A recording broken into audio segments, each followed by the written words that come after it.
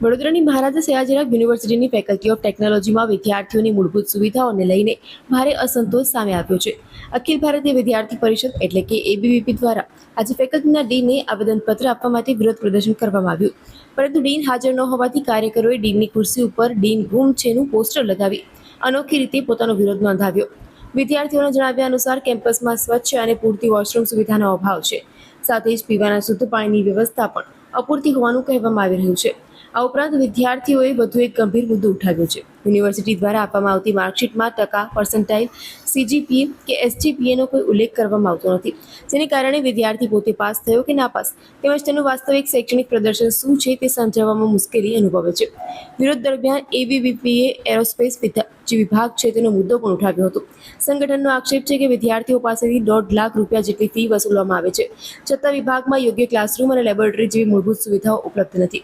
આ તમામ પ્રશ્નો નિરાકરણ માટે એબીવીપીના કાર્યકરો આજે ડીનને આવેદનપત્ર આપવા પહોંચ્યા હતા, પરંતુ ડીન હાજર ન હોવાથી કાર્યકરોએ તેમની ખુરશી ઉપર ડીન ગુમ છે લખેલું પોસ્ટર ચોંટાડી અનોખી રીતે વિરોધ વ્યક્ત કર્યો અને યુનિવર્સિટી તંત્ર સામે નારાજગી વ્યક્ત કરી હતી. આજે અખિલ ભારતીય વિદ્યાર્થી પરિષદ દ્વારા ફેકલ્ટી ઓફ ટેકનોલોજી એમએસયુ ખાતે આજે આવેદનપત્ર અને ઉગ્ર રજૂઆત કરવામાં આવી છે.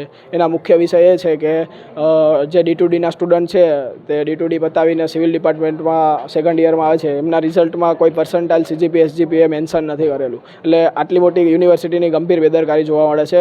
એટલે સ્ટુડન્ટને પાસ છે કે ફેલ એ નક્કી કરી શકતો નથી. બીજો વિષય એ છે કે એમએસયુમાં જે સેલ્ફ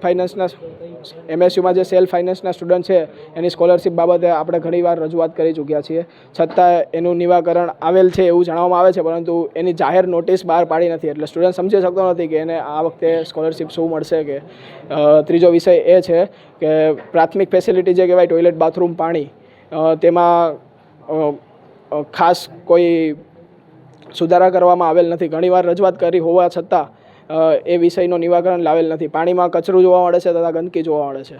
અને બીજો વિષય એ છે કે એરોસ્પેસની ફી મહત્તમ 1 લાખ કરતાં બી વધારે હોવા છતાં તેને શૈક્ષણિક જરૂરિયાત જે પ્રાથમિક જરૂરિયાત કહેવાય એવી લેબોરેટરી તથા ક્લાસરૂમ પૂરા પાડેલ નથી.